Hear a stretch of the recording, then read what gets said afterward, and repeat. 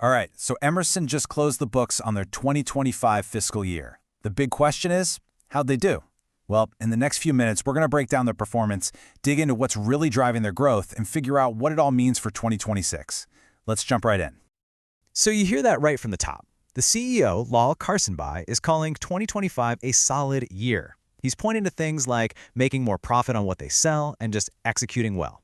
That's a pretty confident statement, right? But, do the numbers actually back that up?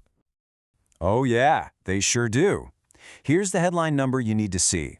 Adjusted earnings per share, which is a really key way to measure profitability, jumped 9% from last year. That is a very, very healthy sign that whatever they're doing, it's working. Okay, so let's get out the report card and give them a grade. We're going to look at three key areas that really tell the story of their 2025. Sales, profitability, and maybe most importantly, cash. First up, sales. Total sales climbed to a whopping $18 billion, but the number I want you to focus on is the 3% rise in what they call underlying sales. So what on earth does that actually mean? Think of it this way. Underlying sales strips out all the noise, like currency swings or big company buyouts, to show you the true organic growth of the core business. And seeing 3% growth there, that's a really solid signal about the health of the company. But listen, growth isn't just about selling more. It's about earning more from every single sale. And that's where this comes in. Their adjusted margin went up to 27.6%. That jump means that for every dollar they sell, more of it is turning into actual profit. So they didn't just get bigger, they got a lot more efficient. And finally, my favorite metric, let's follow the cash. Free cash flow surged 12% to over $3.2 billion.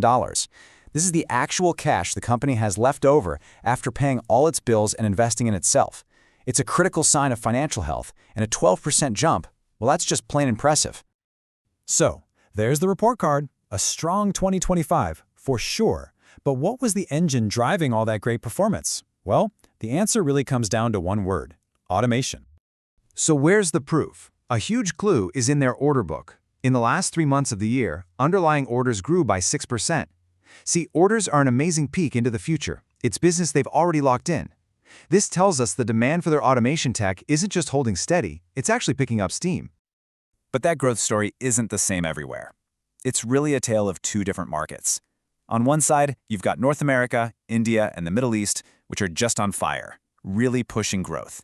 But on the other side, Europe and China are acting as a bit of a drag, with softer demand that's probably tied to the bigger economic picture over there.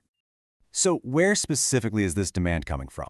Well, Emerson is being incredibly smart, focusing on what they call growth verticals. These aren't just random industries. They are sectors riding massive, long-term global trends, like this shift to cleaner energy, bringing manufacturing back home, and all the breakthroughs happening in life sciences. Let's just take LNG and power as a perfect example. The entire world needs more energy, right? But it also needs that energy to be cleaner and more efficient.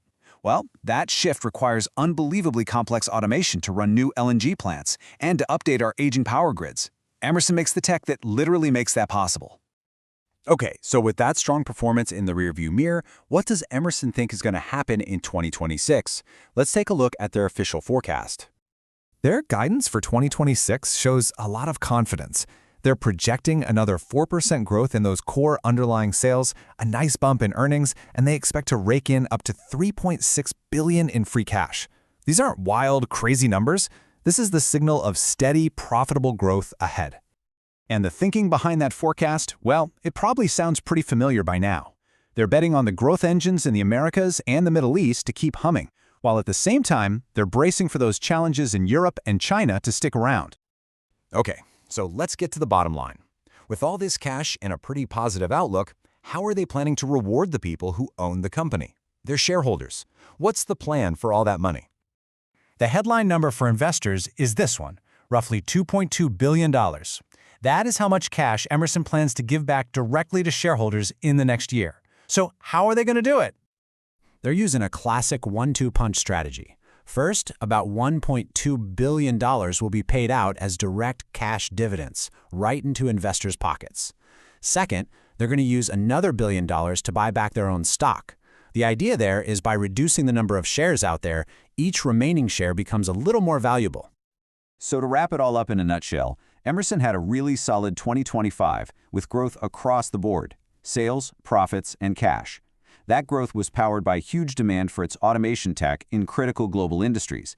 And looking forward, they have a very clear, very significant plan to reward their shareholders. And that really leaves us with the big question for 2026, doesn't it? Emerson has a clear strategy, a focus on high-growth automation, and a solid plan to return cash to investors. But will that powerful engine be enough to overcome the headwinds they see in Europe and China and still hit their targets? That's the story we'll all be watching.